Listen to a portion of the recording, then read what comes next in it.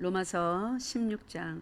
이제 오늘은 제목이 지난주하고 조금 달라졌어요. 그죠? 내나 같은 본문인데 오늘은 또 포인트가 조금 다른데 있기 때문에 제목을 앞을 조금 바꿨어요. 제목 같이 읽어봅시다. 시작.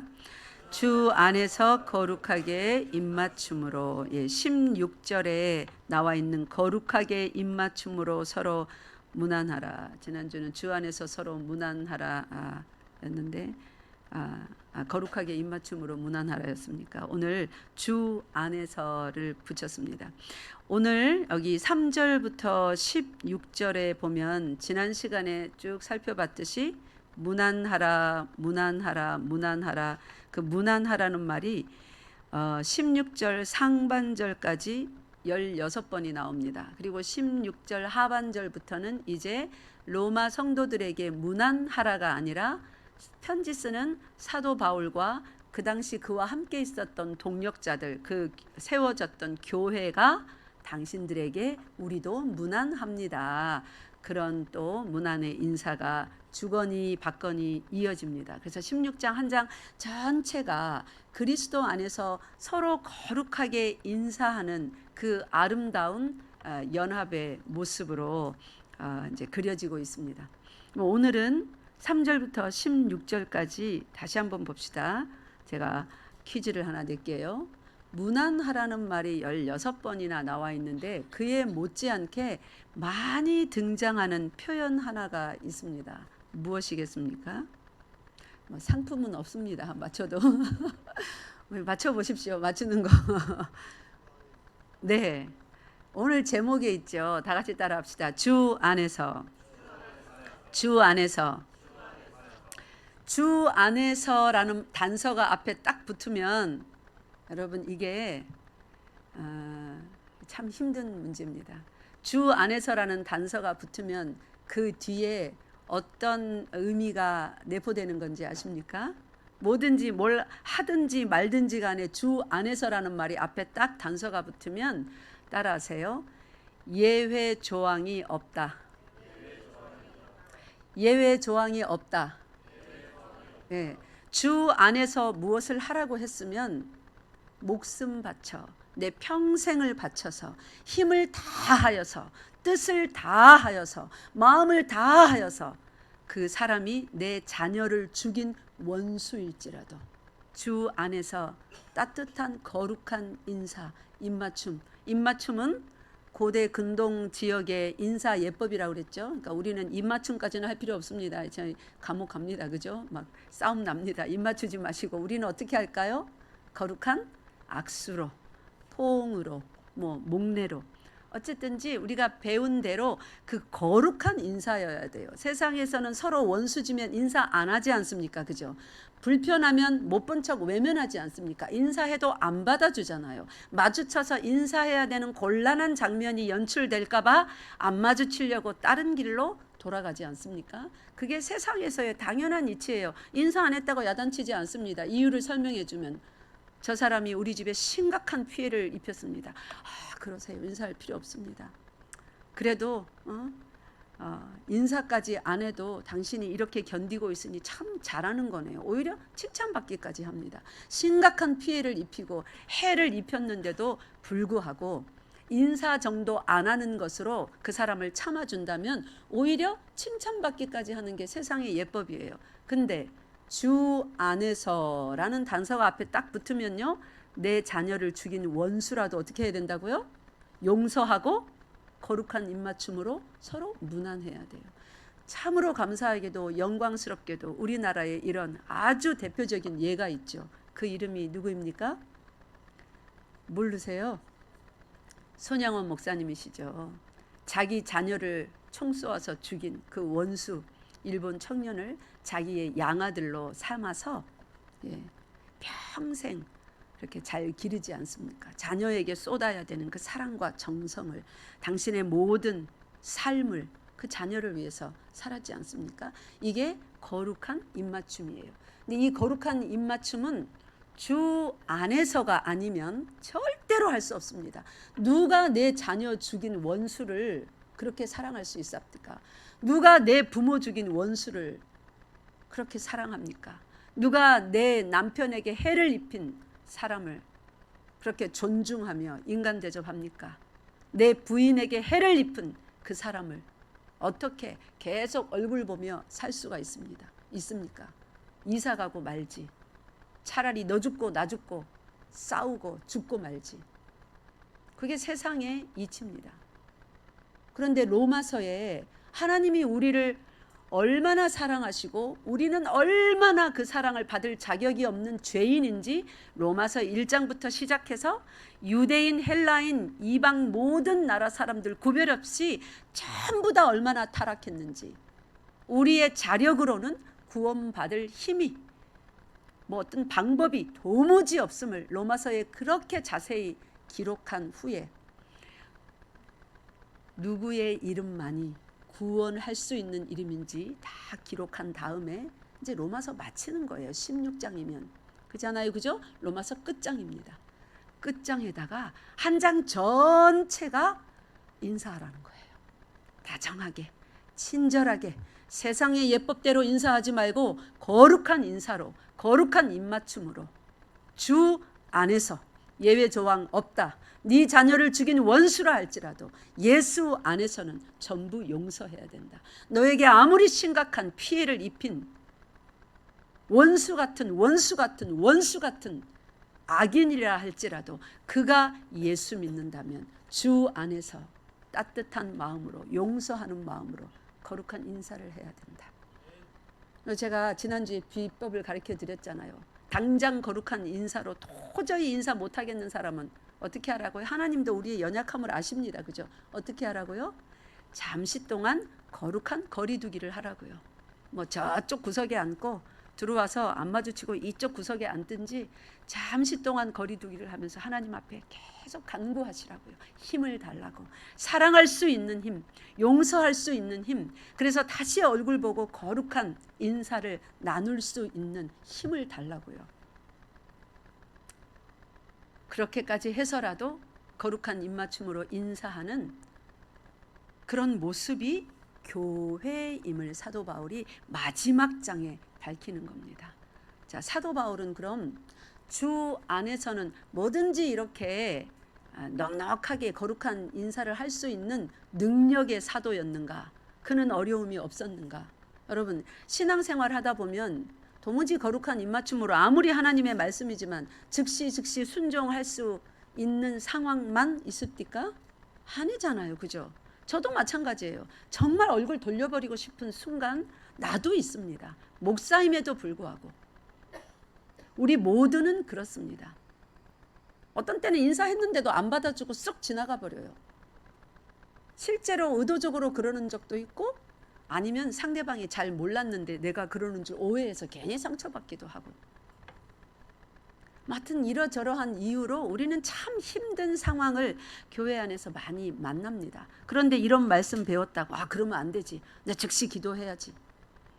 그리고 인사해야지. 집사님, 장로님, 성도님, 목사님 즉시 됩니까? 안 돼요.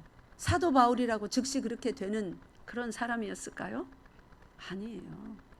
사도 바울은 어떤 상황들이 있었나, 주 안에서 거룩한 입맞춤으로 교회로서 성도로서 서로 인사하기가 얼마나 힘든 상황이 그에게도 있었는가 우리 잠깐 예시를 봅시다. 사도행전 15장 펴보세요.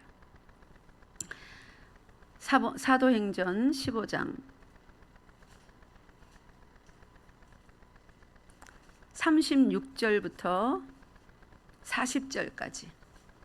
사도 바울이 3차에 걸친 선교 여행을 했는데 1차 선교 여행 때 바나바와 함께 가면서 그의 조카 마가 요한을 데리고 갑니다. 마가 요한은 부잣집 도련님으로 아주 고생을 모르고 자랐어요. 근데 선교 여행에 동참하다 보니까 너무나 힘든 겁니다. 선교가. 그래서 중간에 뭔 이유인지 하여튼 힘들어서였겠죠.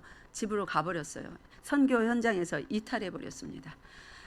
그래서 이제 그러고 선교를 마치게 되고 2차 선교 여행을 준비하면서 바나바와 바울 사이에 있었던 일입니다. 36절부터 40절까지 합독하시겠습니다. 시작.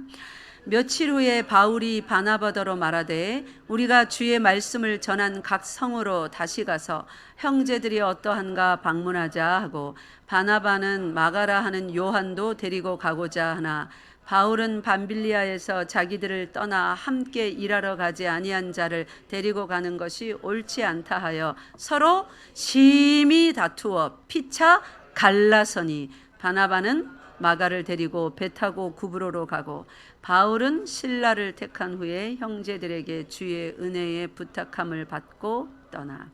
예. 선교를 가는 마당에 우리 이제 다음 주에 제가 선교팀을 데리고 선교를 갈 건데 선교를 가는 마당에 이런 이제 심히 다투는 일이 벌어지는 거예요. 여러분 말이나 됩니까? 지금 거룩한 선교를 떠나는데 선교의 리더들인 말하자면 저하고 뭐 장로님 아니면 또 뭐 전도사님 막 언성을 높이면서 여기에 그냥 조금 불화가 있었다가 아니에요. 성경에 어떻게 기록되어 있습니까? 심히 다투었다.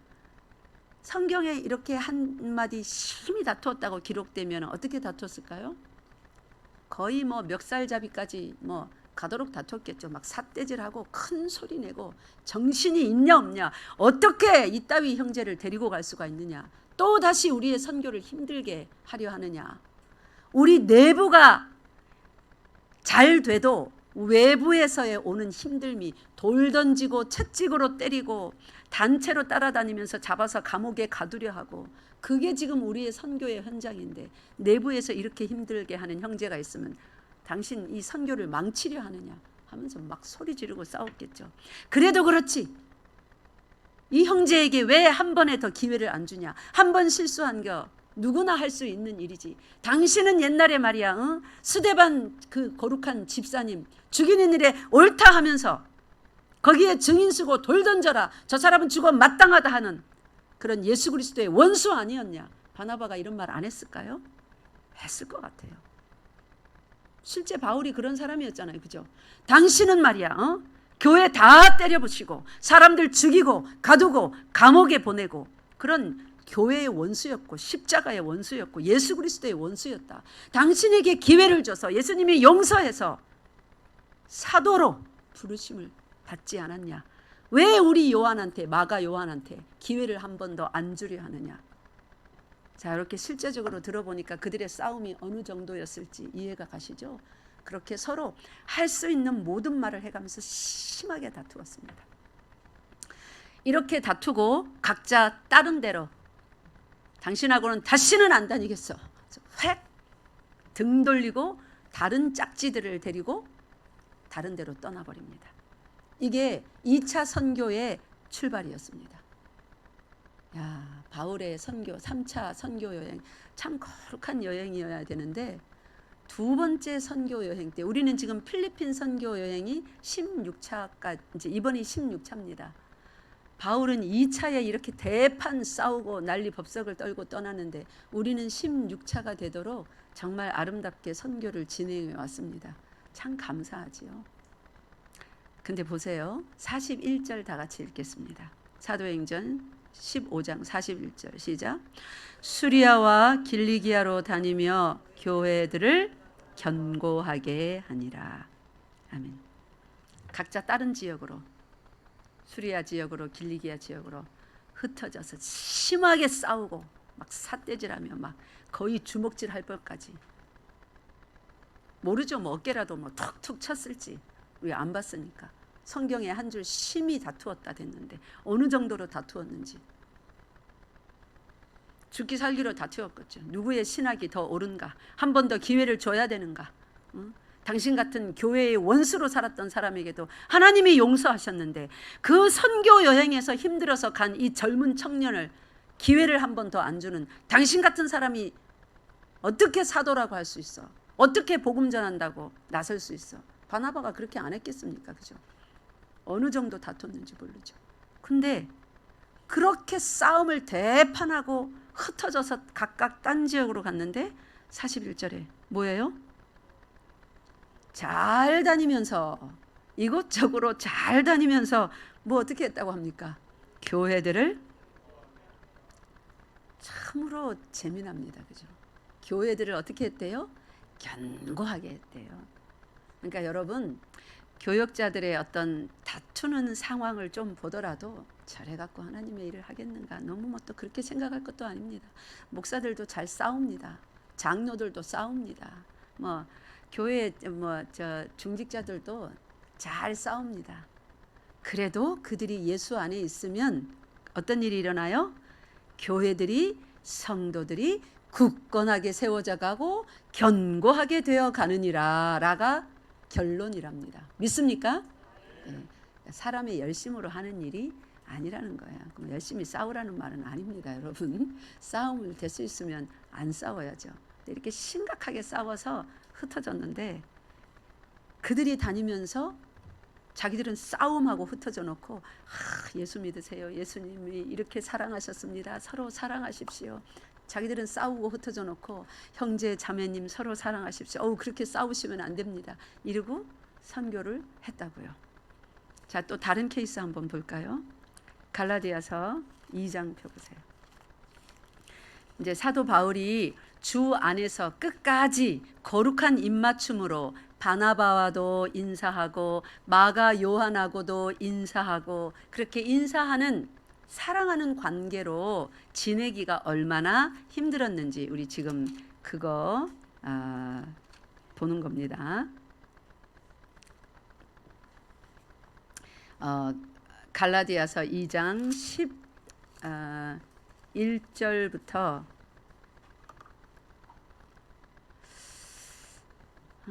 1절 11절부터 13절까지 세 절만 읽겠습니다. 이제 시작. 게바가 안디옥에 이르렀을 때에 책망받을 일이 있기로 내가 그를 대면하여 책망하였노라. 야고보에게서 온 어떤 이들이 이르기 전에 게바가 이방인과 함께 먹다가 그들이 오매 그가 할례자들을 두려워하여 떠나 물러가매 남은 유대인들도 그와 같이 외식하므로 바나바도 그들의 외식에 유혹되었느니라. 아멘.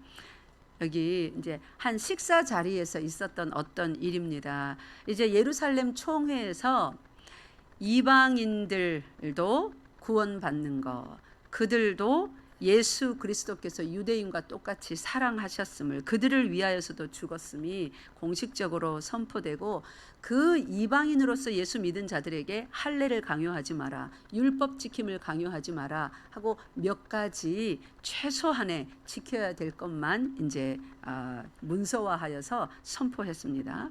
그래서 유대인과 이방인이 교제하는 것을 불법적으로 여기지 않게 되었습니다. 그럼에도 불구하고 어떤 일이 있었냐면은 게바가 안디옥에 이르렀을 때에 책망받을 일이 있기로. 안디옥에서 이제 이방인 성도들, 게바는 누구예요? 시몬 베드로죠. 베드로가 이방인 성도들하고 함께 식사를 하고 있었나 봐요. 이제 식사 교제 자리에서. 그런데 식사를 한참 이방인 성도들과도 잘 하고 있다가 12절에 보니까 야고보에게서 온 어떤 이들이, 야고보는 이 당시 총회장입니다. 말하자면 이 예루살렘 총회에, 그러니까 총회에서 보냄을 받은 어떤 이들, 유대인이었겠죠. 종교 지도자들, 이 기독교 지도자들, 어떤 이들이 그들에게 이제 이렇게 보냄을 받아서 거기에 오고 있었어요. 근데 게바가 그들이 오기 전에는, 유대인 기독교 지도자들이 오기 전에는 누구랑 함께 먹고 앉아 있었어요? 이 베드로가 이방인과 함께 형제님 자매님 예수 이름으로 사랑합니다. 거룩한 입맞춤으로 문안합니다. 서로 포옹하고 인사하고 맛있게 음식을 먹고 있다가 그들이 오매 누가 온 거예요?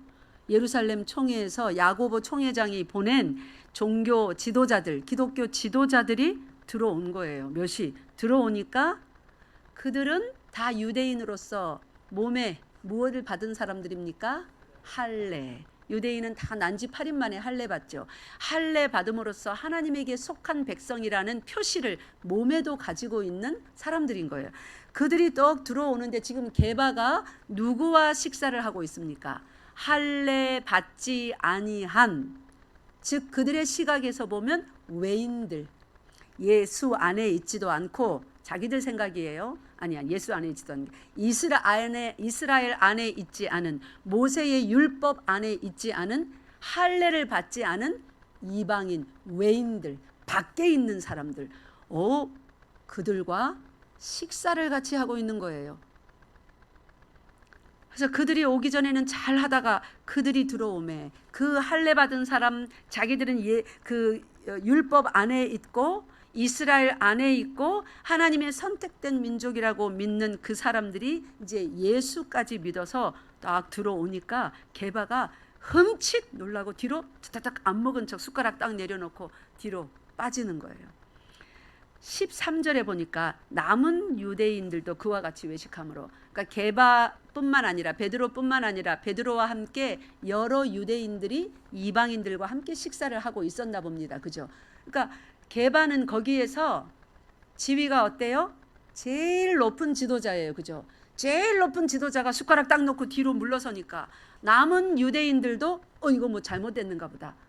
분명히 예수 안에서 사랑합니다. 예수 이름으로 존중합니다. 이방인, 헬라인, 유대인 차별이 없이 예수님은 사랑하셨습니다. 그러면서 교제해놓고는 베드로가 숟가락 놓고 뒤로 물러서니까 남은 유대인들도 흠칫흠칫 뒤로 서로 교제 안 한 듯이 물러서는 거예요. 그러니까 11절에 다시 올라와 보세요. 여기서 내가는 누굽니까? 내가 그를 대면하여 책망하였노라. 내가는 누구예요? 갈라디아서를 쓴 사람이겠죠. 누가 저자입니까? 사도 바울입니다. 사도 바울이 게바를, 시몬 베드로를, 예수 그리스도의 수제자였던 그를 책망하였노라. 뭐라고 책망했을까요? 어떻게 이렇게 외식자와 같이 행하느냐. 외식자가 뭐예요?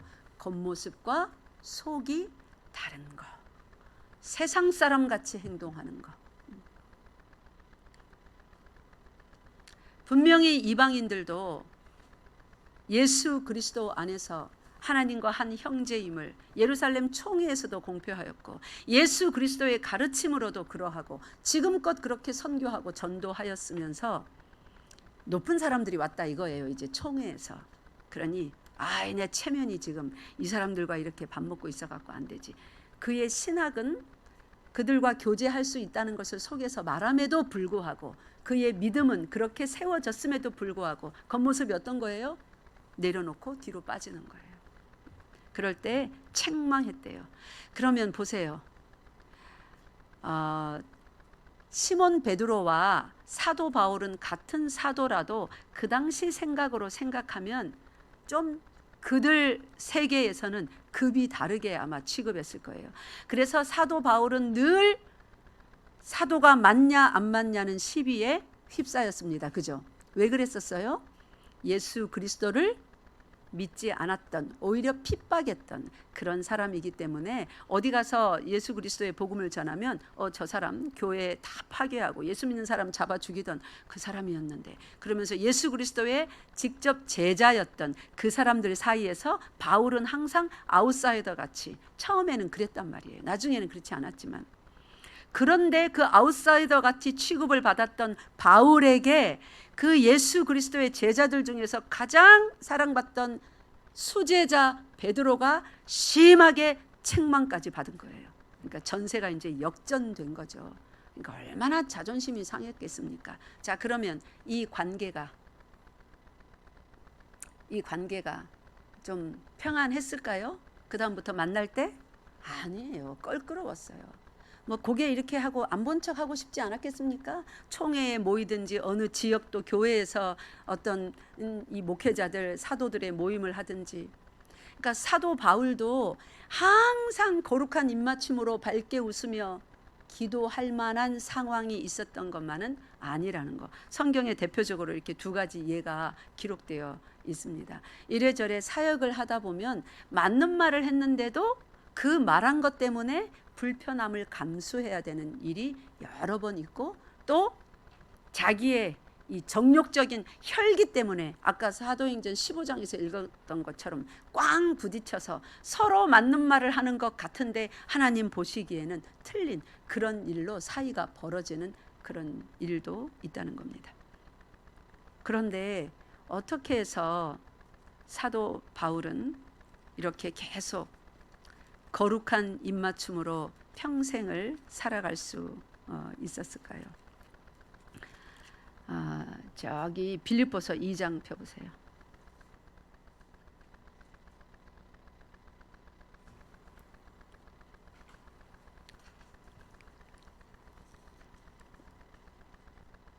빌립보서 2장 12절, 13절, 14절 읽겠습니다. 시작. 그러므로 나의 사랑하는 자들아, 너희가 나 있을 때뿐 아니라 더욱 지금 나 없을 때에도 항상 복종하여 두렵고 떨림으로 너희 구원을 이루라. 너희 안에서 행하시는 이는 하나님이시니 자기의 기쁘신 뜻을 위하여 너희에게 소원을 두고 행하게 하시나니 모든 일을 원망과 시비가 없이 하라. 아멘. 자, 지금 사도 바울의 삶에서 일어났던 참으로 힘든 케이스 두 가지를 봤는데, 원망과 시비가 있을 만한 상황입니까? 없는 상황입니까? 충분히 있을 만한 상황입니다. 그죠? 원망하고 시비 걸어야 되는 상황이 마땅하게 있었습니다. 근데 사도 바울이 빌립보서에서 뭐라고 쓰냐면, 빌립보서는 감옥에 갇혀서 쓴 네 서신 중에 제일 마지막에 쓴 서신입니다. 그 서신에서 모든 일을, 이제 아까 갈라디아에서 있었던 일, 로마 교회에 편지 쓰는 일, 그 모든 일이 다 있고 난 후의 말이에요.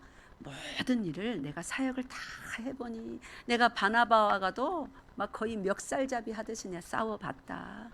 게바한테도, 그 대사도 베드로하고도 그렇게 막 책망하면서 다투기도 해봤다.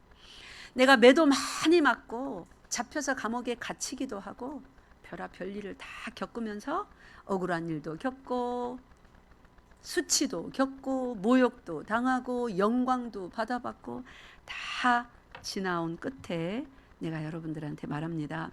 모든 일을 원망과 시비가 없이 하십시오.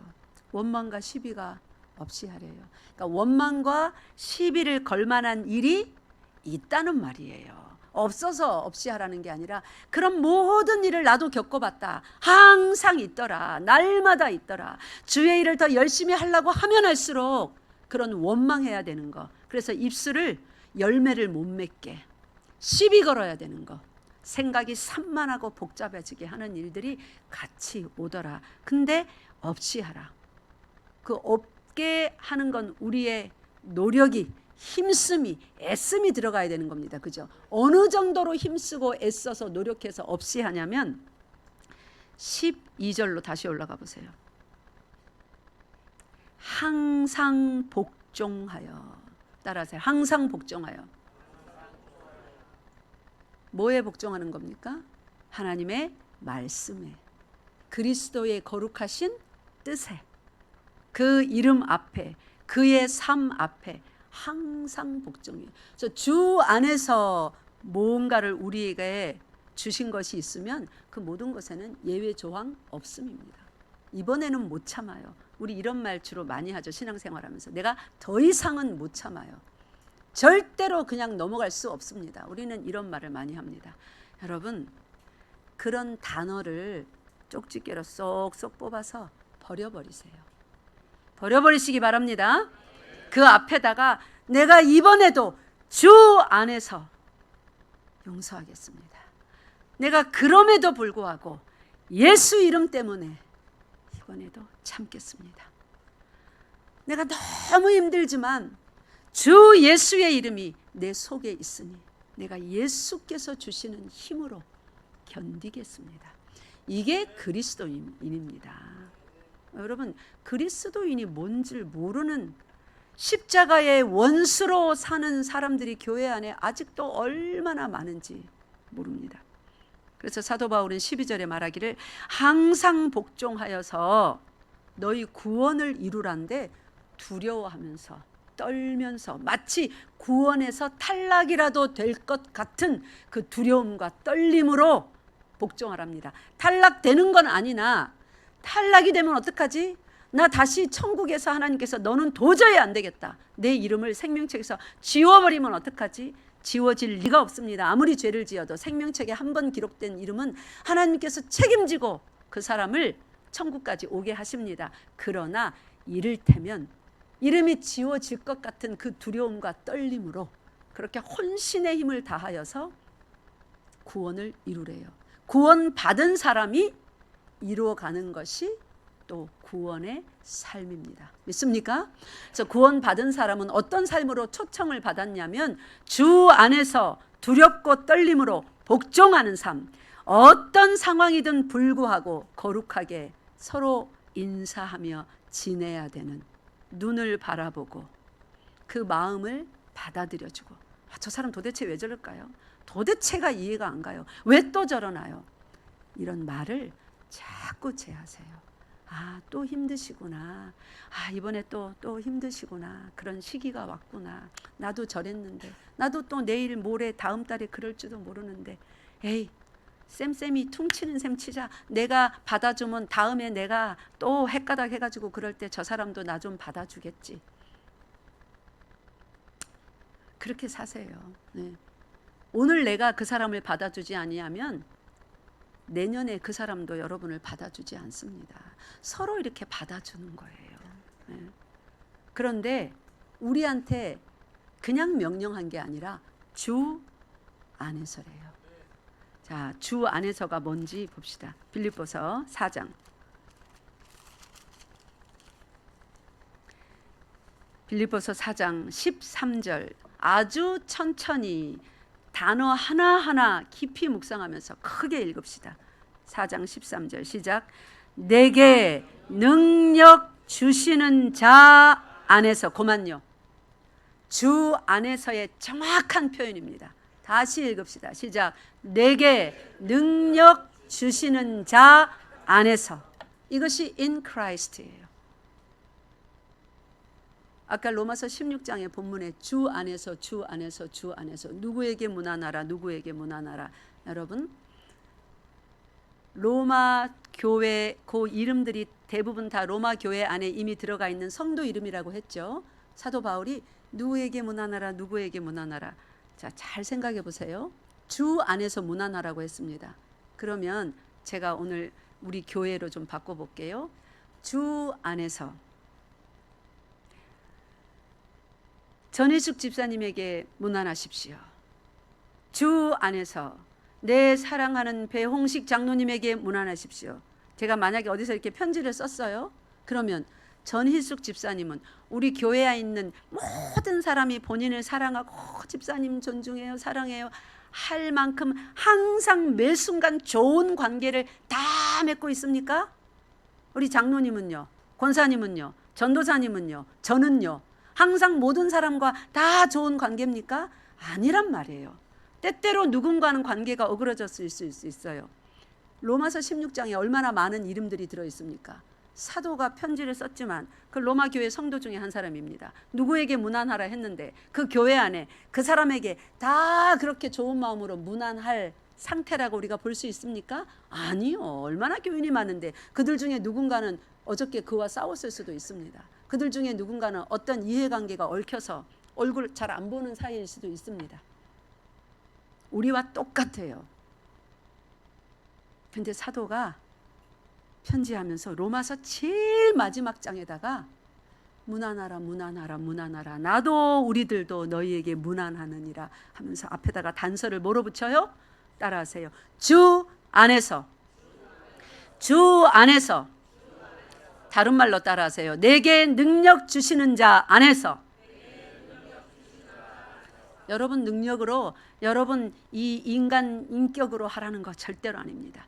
예수 그리스도라는 우리가 갖다 쓰고 갖다 쓰고 갖다 써도 가라지 않고 마르지 않는 그 능력의 샘에서 항상 능력이 주어진다잖아요. 그래서 그 능력은 쓰면 쓸수록 더 많이 받습니다. 안 쓰면 안 쓸수록 그 사람에게는 그 능력이 주어지지 않아요. 그래서 노다지 화냅니다. 노다지 어떤 사람에 대해서 불평합니다. 노다지 어떤 사람은 참아줄 수가 없다고 말합니다. 여러분 한 주간 동안에 입술에 어떤 사람에 대해서 원망하고 불평하고 참을 수 없다고 한 거 몇 번이나 있었습니까? 그거 아십시오. 당신이 그 능력을 쓰지 않기 때문에, 능력이 임하지 않아서 누군가를 참아줄 수가 없는 겁니다. 쓰면 쓸수록 그 능력은 계속 부어지는 줄 믿으시기 바랍니다. 여러분에게 능력 주시는 자 안에서 거룩한 입맞춤으로 항상 무난하는 열방교회 되시기 바랍니다. 오늘은 재직회 때문에 이 설교를 오늘 좀 빨리 마치겠습니다. 그 그림 보여주세요. 여러분 이 그림 좀 하나 보세요. 이게 뭐예요? 뼈들이죠. 해골, 뭐 사람 팔뼈, 다리뼈, 사람 뼈들입니다. 뼈들로 기둥을 만들었어요. 또 다른 그림 보여주세요. 뼈들로 담을 쌓았습니다. 저게 어딘 줄 아세요? 또 다음 그림 보여주세요. 로마 언덕 부근에 있었던 원래 공동묘지였던 카타콤. 카타는 안에서라는 라틴어입니다. 콤부스가 무덤들이라는 뜻. 이 두 단어가 합쳐져서 카타콤, 무덤 안에서.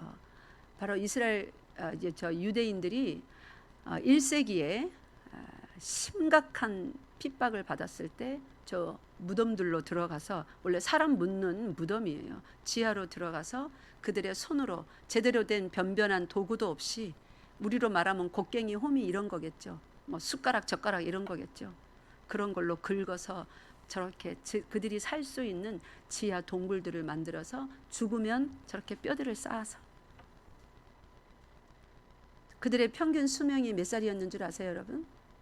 카타콤에서 살았던 사람들, 저기 햇빛 들어오지 않는 곳입니다. 밖으로 어떻게 창문을 냅니까? 평균 수명이, 저기서 아기 낳고 결혼하고 사는 겁니다. 평균 수명이 30살이랍니다. 여러분 이게 신앙이라는 거예요. 믿음이라는 것입니다. 예수 믿으면서 내가 편하고 내가 존경받고 내 일 잘되고 비나이다 비나이다 그렇게 믿어서 내 뱃속이 편한 신앙생활하는 거, 이거를 종교인이라고 합니다. 예수 믿는다는 건 무엇인지 압니까? 그분의 거룩한 뜻과 예수 그리스도의 살아계심과 이 땅이 아니라 영원히 살아갈 천국이심을 실제로 믿으면서 내 목숨을 바치는 것입니다. 내가 30살에 죽을지라도 내 자식이 무덤 가운데서 태어나서 평생 빛 한 번 못 보고, 우리 시온이, 주한이, 유엘이 올해 태어났잖아요. 그 아이들이 저 무덤에서 태어났다고 쳐보세요. 30살이 되도록 평생 바깥 햇빛 못 보고 그 안에서 살면서 30의 생을 마칠지라도, 내 자식이 그렇게 사는 걸 볼지라도 예수 그리스도가 살아계신 걸 알기 때문에 내가 형제 자매를 용서하고 거룩한 입맞춤으로 무난하며 내 일생을 바치는 것, 그것을 그리스도인이라고 하는 겁니다. 종교인이 아니라. 그들에게 하나님이 능력을 주신대요. 모든 것을 할 수 있는 능력을 그분이 주신답니다. 여러분이 지금 살고 있으면서 힘든 일들, 여러분 그렇게 노력해서 해결되는 일들이 아닙니다. 예수께 생각도 마음도 말도 삶도 시간도 다 올인하세요. 그렇게 안 하면 기독교라는 종교 생활하다가 지옥 갑니다. 기독교라는 종교 생활하지 말고 예수 믿고 천국 가는 여러분 되시기 바랍니다. 기도하겠습니다. 사랑 많으시고 자비로우신 아버지 하나님, 참 감사합니다.